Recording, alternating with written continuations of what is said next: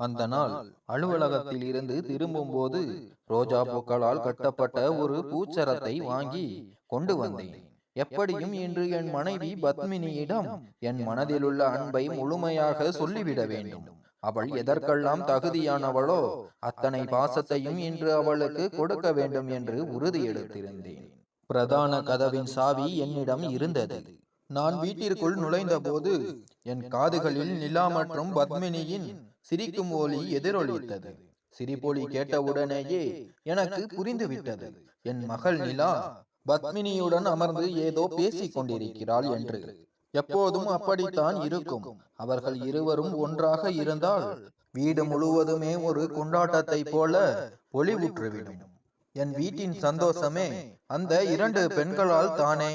நான் மிகவும் மெதுவாக அவர்கள் அறைக்கு சென்றேன். ஆனால் அவர்களுக்குள் நடந்து கொண்டிருந்த உரையாடலை கேட்டபோது என் ஆன்மாவே சிதறி போனது. என் கைகளில் இருந்து பத்மினிக்காக நான் கொண்டு வந்திருந்த பூச்சரம் நழுவி தரையில் விழுந்தது. அந்த பேச்சுகளை கேட்ட அதிர்ச்சியில் நான் ஒரு கல்லாகவே உறைந்து போனேன்.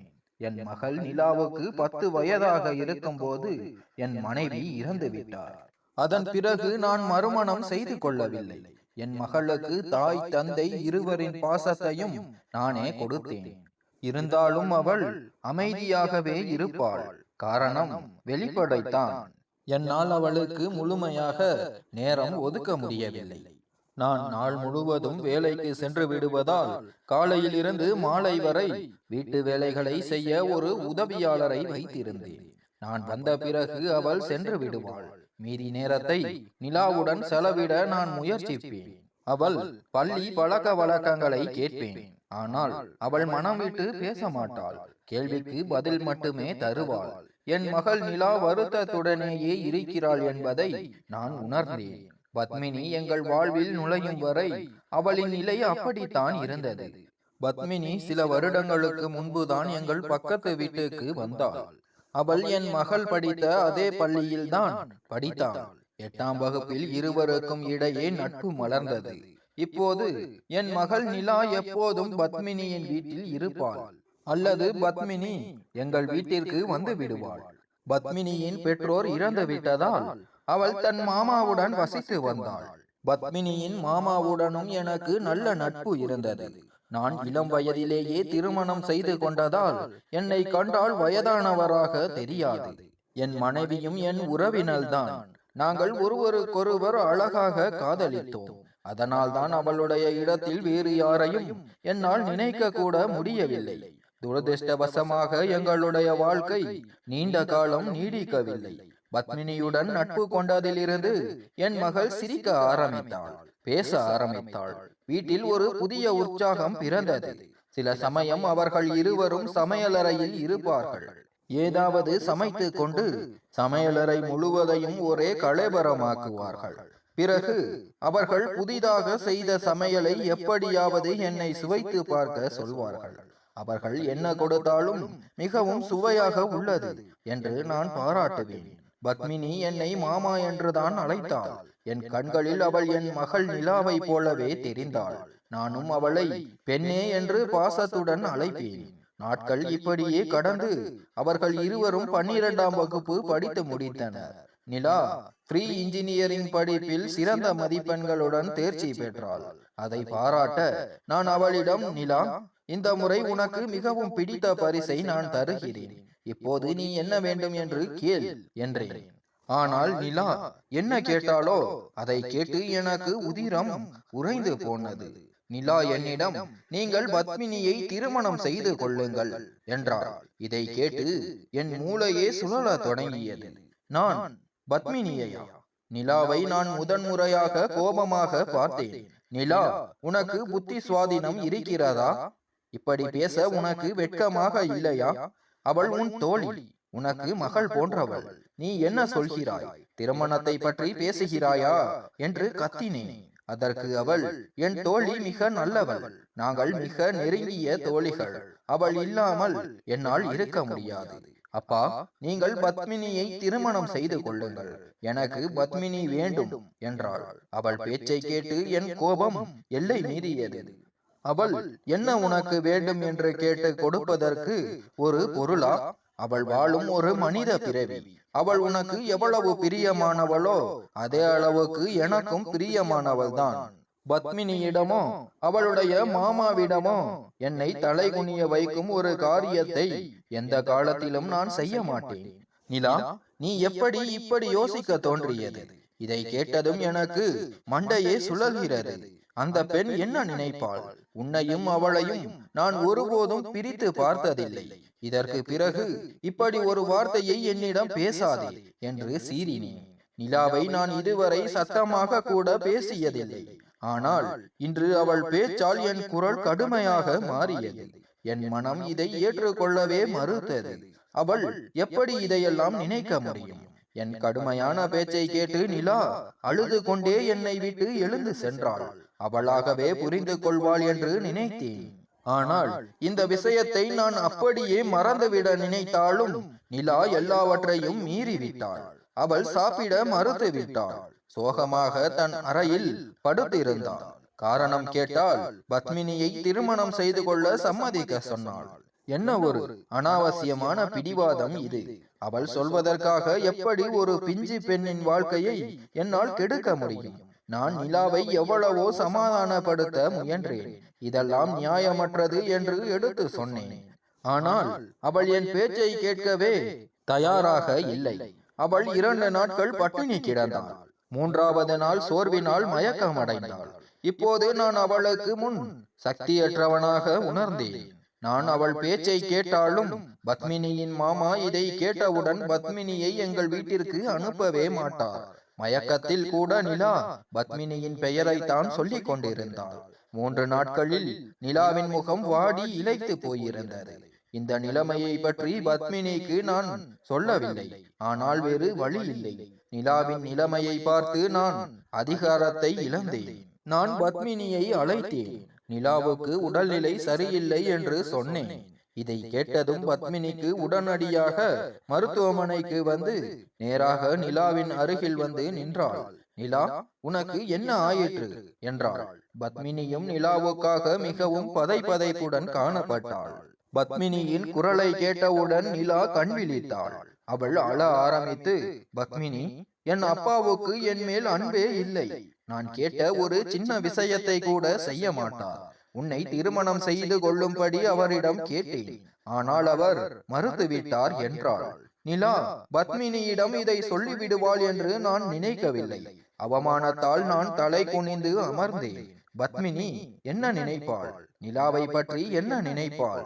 நான் அறையிலிருந்து உடனடியாக வெளியில் சென்று நின்றேன். பத்மினியை பார்ப்பதற்கு எனக்கு தைரியம் இல்லை. என் மகள் என்னை பத்மினி முன் அவமானப்படுத்தி விட்டாள். நான் சிகரெட்டை எடுத்து பற்ற வைத்தேன். எனக்கு சிகரெட் பழக்கம் இல்லை. ஆனால் நிலா எனக்கு கொடுத்த மன உளைச்சலால் கவலையோடு சிகரெட்டை புகைத்தேன். சிறிது நேரம் கழித்து பத்மினி வெளியே வந்தாள். நான் அறைக்குள் வெளியேதான் நின்றிருந்தேன். அவள் கண்களை பார்த்தவுடன் நான் பார்வையை தாழ்த்தினேன். நான் எந்த தவறும் செய்யாமல் என்னை ஒரு குற்றவாளியாக உணர்ந்தேன். அவள் என் அருகில் வந்து என்னை திருமணம் செய்து கொள்ளுங்கள் ரமேஷ் என்றாள். திடுக்கிட்டு நிமிர்ந்தேன். பத்மினி, நான் உன்னை பார்க்கவில்லை, பார்க்கவும் முடியாது. நீ என் மகளின் தோழி. நீ நிலாவை போலவே எனக்கு பிரியமானவள். நிலா உணர்ச்சி வசப்பட்டிருக்கிறாள். இவளுக்கு இந்த விஷயங்களில் புரிதல் இல்லை. ஆனால் தயவு செய்து அவள் சொன்னதற்காக கோபப்படாதே. அவள் உன்னை விரும்புகிறாள். இந்த அனாவசியமான விஷயத்தை பற்றி பேசுகிறாள். நீ கவலைப்படாதே, நான் அவளுக்கு புரிய வைக்கிறேன் என்றேன். ஆனால் அவள் அதை கேட்கவில்லை. இது நிலாவின் ஆசை மட்டுமல்ல, என் ஆசையும் கூட என்றாள். பத்மினியின் இந்த கூற்று என்னை நிலைகுலைய செய்தது. நான் அவளை மிகுந்த வியப்புடனும் குழப்பமான உணர்வுகளுடனும் பார்த்தேன்.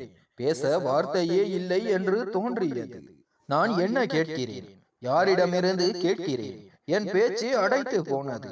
அவள் மேல் வருத்தமாகவும் இருந்தது, கோபமாகவும் வந்தது. இந்த சிறுமி என் பற்றி எப்படி இப்படி நினைக்கலாம்? நான் அவள் அப்பா வயதை கடந்தவன்.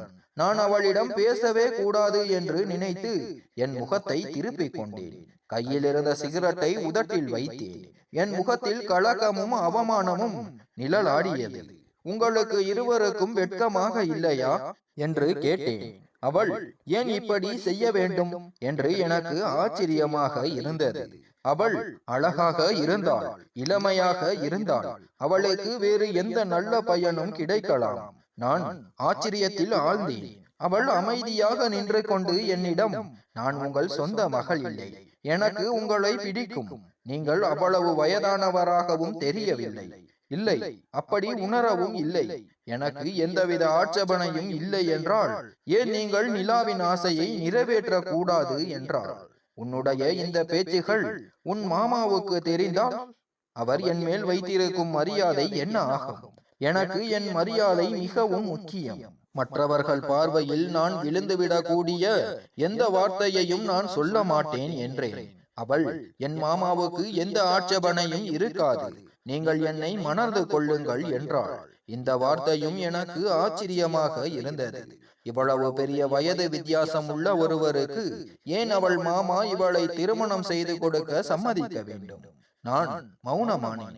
பத்மினி என் ஒவ்வொரு கேள்விக்கும் தயக்கமின்றி பதில் சொன்னாள். பிறகு அவள் அங்கிருந்து சென்று விட்டாள்.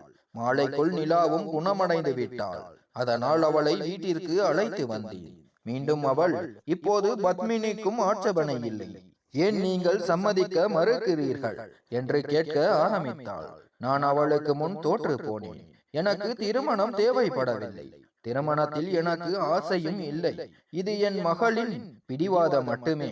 மேலும் பத்மினிக்கும் ஆட்சேபனை இல்லை என்று தெரிந்த பிறகு நான் எவ்வளவு காலம் நிலாவிடம் கண்டிப்பாக இருப்பது? அதனால் நானே பத்மினியின் மாமாவிடம் சென்று இதை பற்றி கூறினேன். அவர் திருமணத்திற்கு எனக்கு எந்த ஆட்சேபனையும் இல்லை. நீங்கள் ஒரு நல்ல மனிதர். என் மனைவி பத்மினியுடன் நன்றாக நடந்து கொள்வதில்லை. என் மனைவி தன் உதவாக்கரை தம்பியுடன் பத்மினியை திருமணம் செய்து வைக்க நினைக்கிறாள். அவன் ஒரு பொறுக்கி. என் மருமகள் மிகவும் புத்திசாலி. நீங்கள் அவளை மணந்து கொள்ளுங்கள். நீங்கள் அவளை சந்தோஷமாக வைத்திருப்பீர்கள் என்று எனக்கு தெரியும். அதனால் எனக்கு எந்த ஆட்சேபனையும் இல்லை என்றார். சில நாட்களுக்குள்ளேயே எளிய முறையில் பத்மினியை திருமணம் செய்து கொண்டேன். அன்றைய தினம் நிலாவின் சந்தோஷத்திற்கு எல்லையே இல்லை. அவள் மிகவும் மகிழ்ச்சியாக இருந்தாள். அன்று இரவு பத்மினி என் மனைவி என்ற நிலையில்தான் என் அறையில் அமர்ந்திருந்தாள். ஆனால் என் மனம் எல்லா உணர்வுகளும் அற்றதாய் இருந்தது.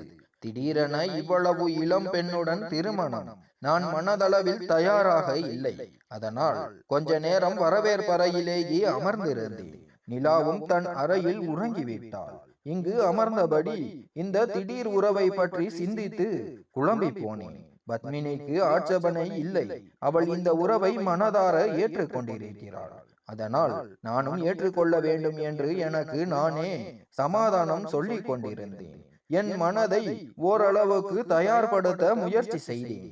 கடைசியில் நான் அறைக்குள் நுழைந்த போது பத்மினி திருமண உடையுடன் அலங்காரமாக அமர்ந்திருந்தாள். நான் வந்தவுடன் சற்று சுதாரித்துக் கொண்டாள். என் மனம் மிகவும் குழப்பத்தில் இருந்தது. என்ன பேசுவதென்றே எனக்கு தெரியவில்லை. இப்போதைக்கு அவள் மீது எனக்கு எந்த உணர்வுகளும் இல்லை. இருந்தாலும் நான் அவள் முன் சென்று அமர்ந்தேன். என் சட்டை பையிலிருந்து ஒரு மோதிரத்தை எடுத்து அவள் கையில் அணிவித்தேன். அவள் மிகவும் பதற்றத்துடன் காணப்பட்டாள். அதனால் நானே பேச ஆரம்பித்தேன். பார் பத்மினி, என்னை கண்டு பயப்பட தேவையில்லை. இப்போதைக்கு என்னால் இந்த உறவை மனதாலும் அறிவாலும் முழுமையாக ஏற்றுக்கொள்ள முடியவில்லை. அதனால் எனக்கு காலம் தேவைப்படுகிறது. நீ வேண்டுமானால் இந்த அறையில் நிம்மதியாக தூங்கு, அல்லது நிலாவுடன் போய் படுத்துக்கொள் என்றேன். இந்த வார்த்தைக்கு அவள் ஆட்சேபனை தெரிவிப்பாள் என்று நினைத்தேன். ஏனென்றால் ஒவ்வொரு பெண்ணுக்கும் தன் திருமண இரவை பற்றிய பல ஆசைகள் இருக்கும். ஆனால் அவள் மிகவும் எளிதாக ஒப்புக்கொண்டாள். சரி, நீங்கள் ஓய்வெடுங்கள், நான் நிலாவுடன் போய் படுத்துக் கொள்கிறேன் என்றாள். அவள் என் அனுமதிக்கு தான் காத்திருந்தாள் என்று தோன்றியது. உடனடியாக அறையில் இருந்து வெளியேறினாள். இந்த காரியமும் எனக்கு ஆச்சரியமாக இருந்தது. ஒவ்வொரு பெண்ணும் திருமண இரவை பற்றி பல ஆசைகளை மனதில் வைத்திருப்பாள். மேலும் அவள் என்னை விரும்பினாள் என்று சொன்னாள். அப்படி என்றால் இவ்வளவு சீக்கிரம் என் வார்த்தைக்கு அவள் எப்படி சம்மதிக்க முடியும்? அவளுக்கும் நேரம் கொடுக்க வேண்டும் என்று நினைத்து கொண்டேன். பத்மினி தினமும் நிலாவுடன் தான் தூங்கினாள். அவளுடன் சிரித்து பேசினாள். நான் இருவரையும் கல்லூரியில் கொண்டு போய் விடும்போது பத்மினி என் அருகே முன் இருக்கையில் அமர்ந்து, இப்போது இங்கு அமர எனக்கு உரிமை உண்டு என்று நிலாவை கிண்டல் செய்வாள். திருமணத்திற்கு முன் இருக்கையில் நிலாதான் உட்காருவாள். நான் இந்த விஷயத்தை அவ்வளவு தீவிரமாக எடுத்துக் கொள்ளவில்லை. ஆனால் அன்று இரவு எனக்கும் பத்மினிக்கும் இடையில் நடந்த சில நிகழ்வுகள் என் எண்ணங்களை தலைகீழாக மாற்றின. ஒரு முறை நான் என் அறையில் ஒரு புத்தகத்தை படித்துக் கொண்டிருந்தேன். பத்மினி என் அறைக்குள் வந்தாள். நான் என் அறை கதவை பூட்டி வைப்பதில்லை. நான் அவள் வந்ததற்கான காரணத்தை கேட்டேன். அவள் என்னிடம், நிலா தூங்கிவிட்டாள், ஆனால் எனக்கு தூக்கம் வரவில்லை, உங்களுடன் உட்கார்ந்து பேசலாமா? நாளை ஞாயிற்றுக்கிழமை விடுமுறை தானே என்றாள். சரி, உட்கார் என்றேன். அவள் படுக்கையின் மறுபுறம் வந்து அமர்ந்தாள். நான் புத்தகத்தை ஓரத்தில் வைத்தேன். மூக்கு கண்ணாடியையும் கழற்றி பெட்டியில் வைத்தேன். அவள் என்னை தீவிரமாக கவனித்துக் கொண்டிருந்தாள். என் பார்வை அவள் மீது பட்டபோதும் அவள் என்னையே பார்த்து கொண்டிருந்தாள். உள்மனதில் ஒரு புன்னகை என் முகத்தில் படர்ந்தது. அவளும் சிரித்தாள். என்னிடம், இந்த வயதிலும் நீங்கள் மிகவும் கவர்ச்சியாக இருக்கிறீர்கள். இளமையில் இதைவிட அழகாக இருந்திருப்பீர்கள். நீங்கள் சிரிக்கும் போது உங்கள் கன்னத்தில் விழும் அந்த குழி மிகவும் அழகாக இருக்கிறது என்றாள். அவள் வாயிலிருந்து என் புகழ்ச்சியை கேட்ட நான் சில நொடிகள் என்ன பதில் சொல்வது என்று புரியாமல் திகைத்தேன். ஆமாம், இளமையில் பல பெண்கள் என் மீது மோகம் கொண்டிருந்தனர். ஆனால் இப்போது எனக்கு 40 வயதாகிவிட்டது. இப்போது எங்கே அந்த விஷயம் எல்லாம் இருக்கிறது என்றேன். என் பேச்சை கேட்டு அவள் சிரித்தாள். சரி, அப்படி இல்லை, இப்போதும் நீங்கள் இளம் பெண்ணின் தந்தையாக தெரியவில்லை என்றார். நான் உங்களை பார்த்தபோது நீங்கள் நிலாவின் அண்ணன் என்று தான் நினைத்தேன் என்றும் சொன்னார். மேலும் எங்கள் கல்லூரியை சேர்ந்த பல பெண்களும் நீங்கள் நிலாவின் அண்ணன் என்றுதான் நினைக்கிறார்கள் என்றார். பின்னர் என் முதல் திருமண கதையை கேட்க ஆரம்பித்தார். என் முதல் மனைவி சுலோச்சனாவுடன் என் திருமணம் காதலின் பேரில் நடந்தது. அவள் மிகுந்த ஆர்வத்துடன் என்னையும் சுலோச்சனாவையும் பற்றிய காதல் கதையை கேட்டாள். கேட்க கேட்க அவள் கண்கள் மெல்ல மூட தொடங்கின. அவள் படுக்கையில் மறுபுறம் அமர்ந்திருந்தாள். அங்கேயே படுத்து தூங்கிவிட்டாள். முதலில் அவளை எழுப்ப நினைத்தேன். ஆனால் அவள் ஆழ்ந்த உறக்கத்தில் இருந்தாள். நான் அவள் மீது ஒரு போர்வையை போர்த்தினேன். நானும் தூங்கிவிட்டேன். என் இதயம் புதிய வேகத்தில் துடிக்க ஆரம்பித்தது. அந்த சமயத்தில் பத்மினி தூக்கத்தில் மிகவும் என் அருகில் வந்திருந்தாள். அவள் என் கையின் மீது தலையை வைத்து தூங்கிக் கொண்டிருந்தாள். அவள் கை என் மார்பின் மீது இருந்தது. முதலில் என் கையின் மீது ஏதோ பாரம் இருப்பதை போல உணர்ந்து திடுக்கிட்டு தூக்கத்திலிருந்து எழுந்தேன். ஆனால் அவளை இவ்வளவு அருகில் பார்த்தபோது என் இதய துடிப்பு அதிகரித்தது. முதல் முறையாக நான் அவளுடைய முகத்தை இவ்வளவு அருகில் பார்த்தேன். அவளுடைய அருகாமை எனக்குள் புதிய உணர்வுகளை தட்டி எழுப்பியது. ஏற்கனவே என்னுள் நான் உணர்வுகளை அடக்கி கொண்டிருந்தேன். திடீரென்று பெய்த மழையும் இடியின் சத்தமும் மீதி இருந்த என் உணர்வுகளை முழுமையாக்கியது. இடி சத்தத்தை கேட்டதும் அவள் என்னை இன்னும் இறுக்கமாக நெருங்கி என் மார்பின் மீது தலையை வைத்து கொண்டாள். நான் வியர்த்து போனேன்.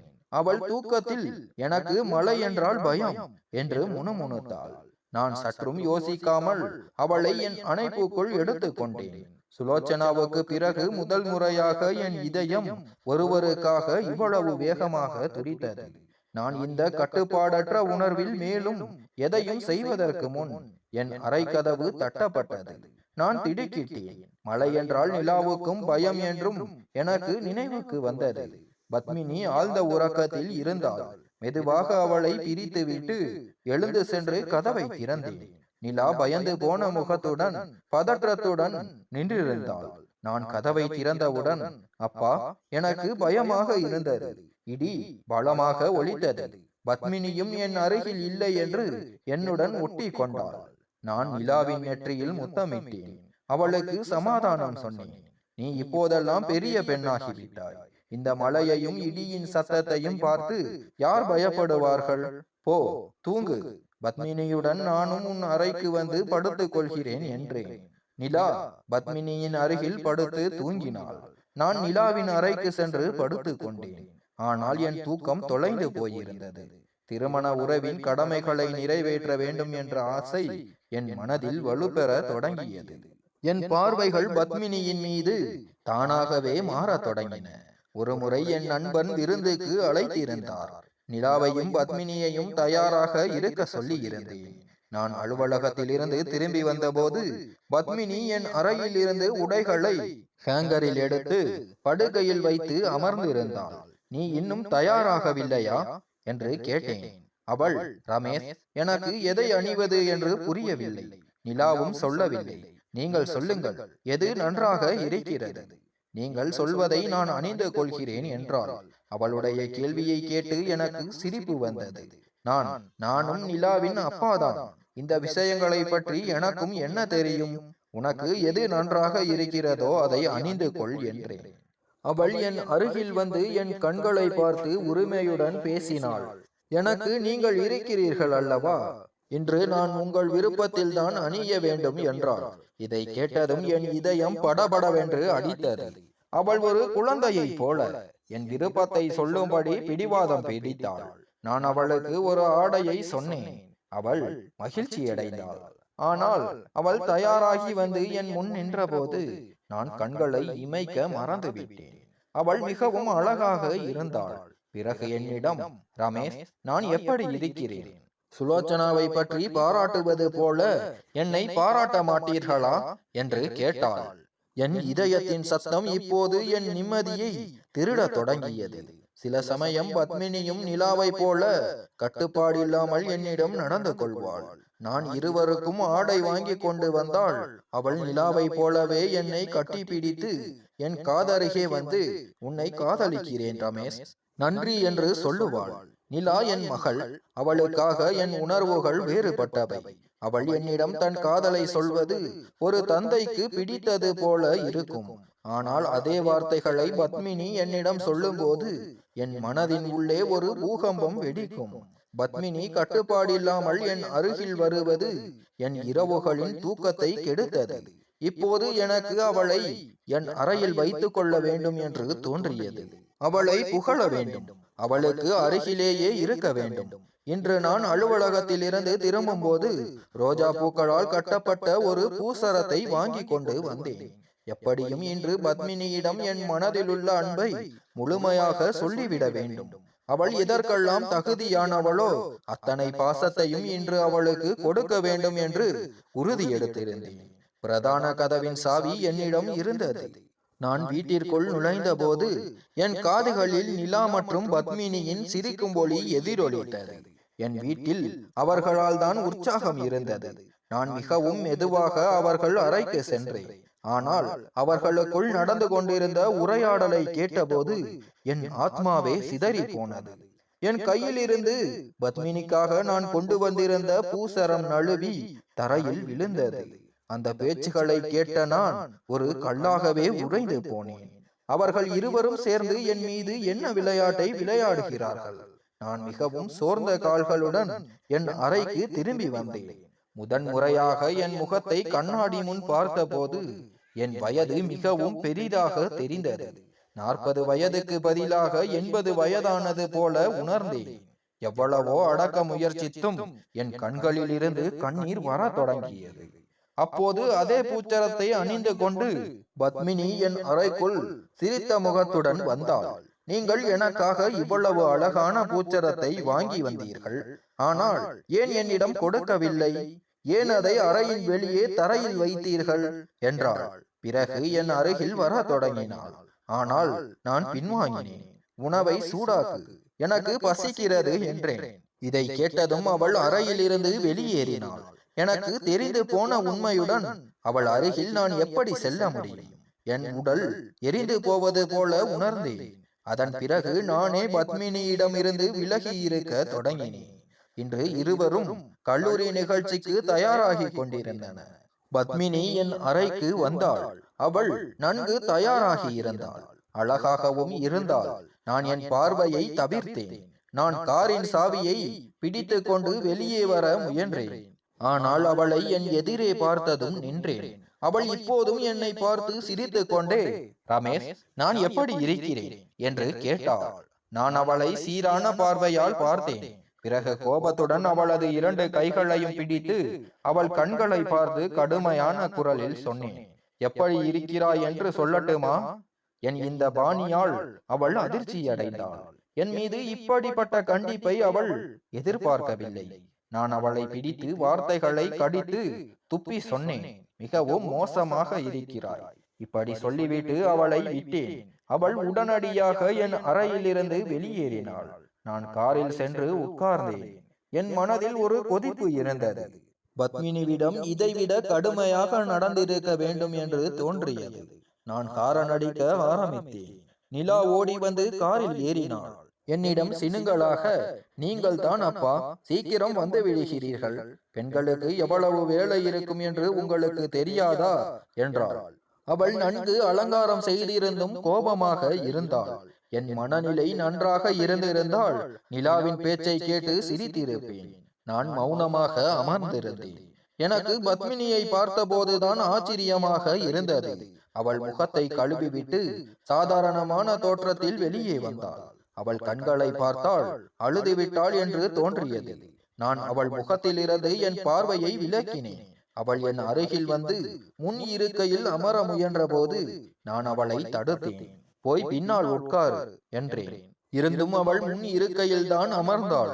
முழு பயணத்தின் போதும் அவள் அழுது கொண்டே இருந்தாள். நிலா அவளிடம் ஏன் அழுகிறாள் என்று கேட்டு கேட்டு அழுது போனாள். ஆனால் நான் ஒரு முறை கூட அவளை பார்க்கவில்லை. என் உணர்வுகள் கல்லை போல இல்லை. யாரோ வந்து விளையாண்டு விட்டு செல்ல நான் அவளிடம் கடுமையாக பேசியதற்குத்தான் அவள் அழுது கொண்டிருந்தாள். ஆனால் அவள் என்னோடு செய்த மிக பெரிய அநீதியை அவளுக்கு புரியவில்லை. நான் என் நிலையில் சரியாகவே இருந்தேன். என் அணுகுமுறையும் நியாயமானதாகவே இருந்தது. ஆனால் என் பாழாய் போன மனம் மட்டும் என் கட்டுப்பாட்டில் இல்லை. பத்மினியின் விசும்பல் நாள் முழுவதும் என்னை தொந்தரவு செய்தது. சும்மா சும்மா என் ஊழியர்கள் மீது கோபம் வந்தது. பத்மினி இப்போது என்னுடன் பேசுவதில்லை, எதுவும் சொல்வதில்லை. என்னிடமிருந்து விலகியே இருந்தாள். அவள் என்னிடமிருந்து விலகி இருப்பது நல்லதுதான். ஆனால் அவள் பார்வைகள் என் மீதே பதிந்திருந்தன. ஆனால் ஏன் என்று தெரியாதபடி பல குற்றச்சாட்டுகள் இருந்தன. காலம் கடந்தது. இருவரும் தங்கள் படிப்பை முடித்திருந்தன. அதே சமயத்தில் என் நண்பன் என் மகள் நிலாவுக்கு தன் மகனை திருமணம் செய்து வைக்க கேட்டார்.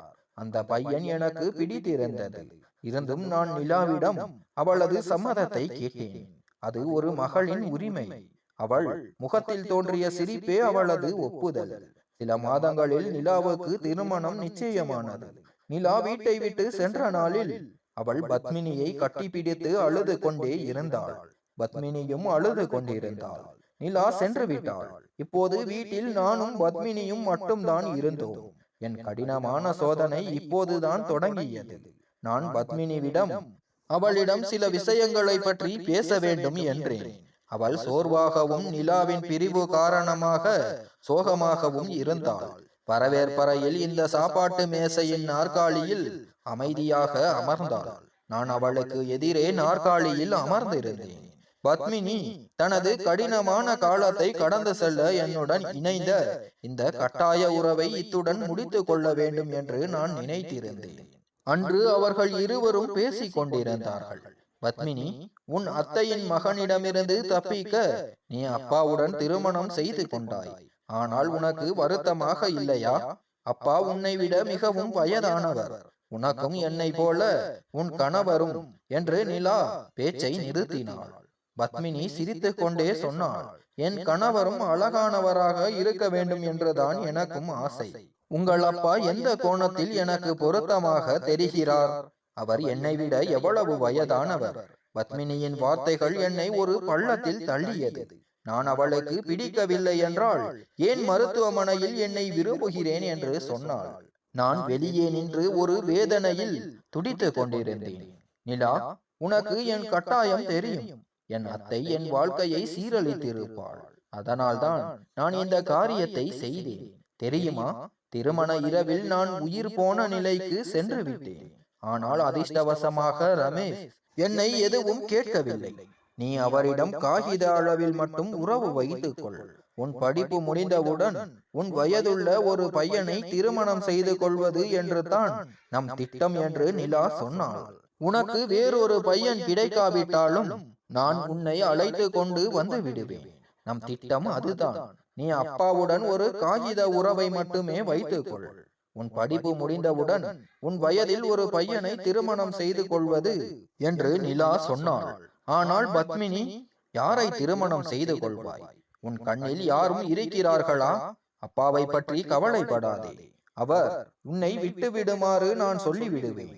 அவர் என் பேச்சை கேட்க மாட்டாரா என்று நிலா தன் நட்பின் காரணமாக என்னை பின்னுக்கு தள்ளிவிட்டாள். பத்மினியின் அடுத்த வாக்கியம் என்னை சின்ன பின்னமாக்கியது. ஆமாம், இருக்கிறான். ஒரு மிகவும் அழகான இளைஞன். நான் அவனை மிகவும் நேசிக்கிறேன் என்றாள். இதை கேட்டு என் உடலெங்கும் வெப்பம் பரவியது.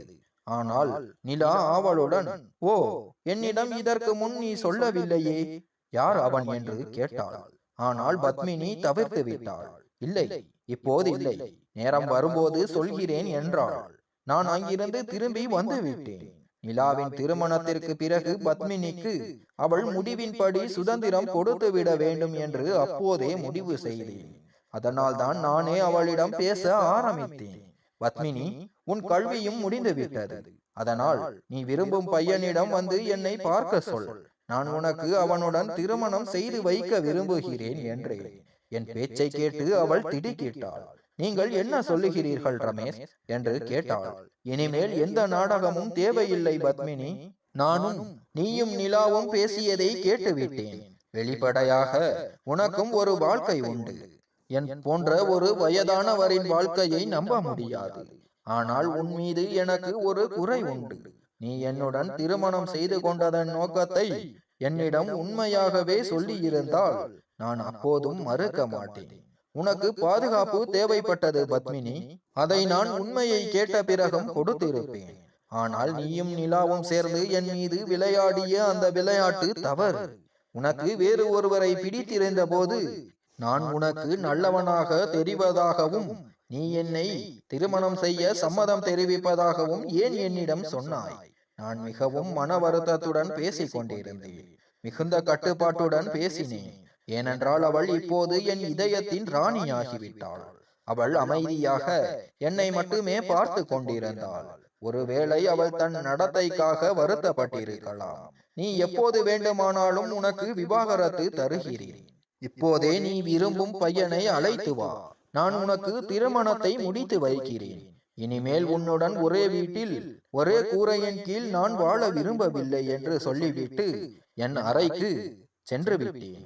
இந்த முடிவு எனக்கு மிகவும் கஷ்டமானதாக இருந்தது. பத்மினியும் நிலாவும் என்னிடம் உண்மையை சொல்லி இருந்தால் இவ்வளவு கஷ்டமாக இருந்திருக்காது. ஆனால் அவர்கள் அரங்கேற்றிய நாடகம் என் உணர்வுகளை பெரிதும் காயப்படுத்தியது. என் கண்களில் இருந்து தூக்கம் வெகு தூரத்தில் இருந்தது. இருந்தும் நான் படுக்கையில் படுத்தேன். திடீரென்று கதவு பலமாக தட்டப்பட்டதால் திடுக்கிட்டேன். ரமேஷ், நீங்கள் கதவை திறக்கவில்லை என்றால் என் செத்த முகத்தை பார்ப்பீர்கள் என்றாள் பத்மினி. பத்மினியின் வார்த்தைகளை கேட்டு என் உயிர் வாய்க்கும் வந்தது. அந்த முட்டாள்தனமான பெண் மீது எனக்கு கோபம் வந்தது. நான் எழுந்து கதவை திறந்தேன். அவள் இப்போதும் நிலாவின் திருமணத்திற்கு அணிந்திருந்த உடையில் தான் இருந்தாள். அப்படியே அலங்காரம் செய்திருந்தாள். ஆனால் அழுது அழுது அவளது மையெல்லாம் கரைந்து போயிருந்தது. அந்த சமயத்திலும் அது அவளுக்கு அழகை சேர்த்தது. நான் பார்வையை தவிர்த்தேன். அவள் உள்ளே வந்து என்னிடம் நான் எப்படி இருக்கிறேன் என்று கேட்டாள். பத்மினியின் அந்த கேள்வியை கேட்டு நான் ஆச்சரியத்துடன் அவளை பார்த்தேன். அது என்ன மாதிரியான கேள்வி? அவள் என் மிக அருகில் வந்தாள். நான் உங்களிடம் ஏதோ கேட்டேன். நான் உங்களுக்கு எப்படி இருக்கிறேன் என்றாள். அவள் என்னை கட்டிப்பிடிக்க முயன்ற போது நான் அவளை தடுத்தேன். நான் என் இடத்தில் ஒரு சிலையாக உறைந்து போனேன். ரமேஷ், நீங்கள் பாதி மட்டுமே கேட்டீர்கள். ரமேஷ், நீங்கள் என் மீது ஒரு சந்தேகத்தை வளர்த்து கொண்டீர்கள். நீங்கள் என் மீது காட்டும் அக்கறை குறைந்து போனது. நான் உங்கள் முன் ஒரு குறைபாட்டையும் வைக்கவில்லை. நான் நிலாவிடம் உங்களுக்கும் எனக்கும் உள்ள வேறுபாட்டை புரிய வைக்க போராடினேன். அவள் நான் என் அத்தையின் மகனிடமிருந்து தப்பிக்கத்தான் கட்டாயத்தின் பேரில் உங்களை திருமணம் செய்து கொண்டேன் என்று நினைத்தாள். அதனால் தான் நிலாவுக்கு அவள் கேட்க விரும்பிய பதிலை கொடுத்தேன். நான் அவளுக்கு புரிய வைக்க முயற்சி செய்து அழுத்து போயிருந்தேன். நான் உங்களை மனதார ஏற்றுக்கொண்டேன். ஆமாம், திருமண இரவில் நான் மிகவும் பதட்டமாக இருந்தேன். ஒவ்வொரு பெண்ணும் அப்படித்தான் இருப்பாள். ஆனால் அதன் பிறகு எனக்கு நீங்கள் என்னை பார்க்க வேண்டும், என்னை புகழ வேண்டும், என்னுடன் பேச வேண்டும் என்று ஆசைப்பட்டேன். ஆனால் நீங்கள் என் மீது கவனமில்லாமல் இருந்தீர்கள். அதனால்தான் நானே உங்கள் பக்கம் அடியெடுத்து வைத்தேன். உங்களுடன் இரவு நேரத்தில் பேச ஆரம்பித்தேன். உங்கள் அருகில் படுத்தேன். ரமேஷ், எனக்கு உங்கள் அருகாமை தேவைப்பட்டது. என் உறவின் உரிமை எனக்கு தேவை. ஆனால் நானாகவே அந்த காரியத்தை சொல்ல விரும்பவில்லை. ஒரு பெண்ணுக்கு முதல் அடியை அவள் கணவன் எடுத்து வைக்க வேண்டும் என்று ஆசைப்படுவாள். அதனால்தான் மலையின் சாக்கில் உங்கள் அருகில் வந்தேன். ஆனால் நிலாவின் வருகை என்னை மீண்டும் தனிமைப்படுத்தியது. உங்கள் விருப்பப்படி ஆடை அணிய வேண்டும் என்று ஆசைப்பட்டேன். உங்கள் பாராட்டுக்கள் என்னை திருப்தியடைய செய்தன. நான் உங்களுடன் நெருங்கி வர பல வழிகளில் முயற்சி செய்தேன். ஒருவேளை நீங்கள் என் ஆசையை புரிந்து கொள்வீர்கள் என்று நினைத்தேன். ஆனால் நீங்கள் ஒரு கல் போல இருந்தீர்கள் ரமேஷ் என்று என் அருகில் வந்து என்னிடம் தன் குறைகளை சொன்னாள். நான் அவளை என் அணைப்புக்குள் இழுத்து கொண்டேன். ஒரு தவறான புரிதல் நம் இருவருக்கும் இடையே இருந்தது. ஏனென்றால் நான் பத்மினிக்கு முதலில் உரிமையுடன் பேசவில்லை. அது என் தவறுதான். நான் அவள் முகத்தை என் இரு கைகளால் ஏந்தி அவள் நெற்றியில் முத்தமிட்டேன். அவளுக்கு அவளுடைய முதல் உரிமையை கொடுத்தேன். நீ மிகவும் அழகாக இருக்கிறாய் என்று புகழ்ச்சியை ஆரம்பித்தேன். அழுதவாறே பத்மினி என்னை பார்த்து சண்டையிட்டாள். நான் புன்னகைத்தேன். அவள் உண்மையிலேயே மிகவும் அழகாக இருந்தாள். வெளிப்படையாகவும் மனதாலும் நான் தான் அவளை புரிந்து கொள்ளவில்லை. இத்துடன் கதை முடிந்தது. நன்றி.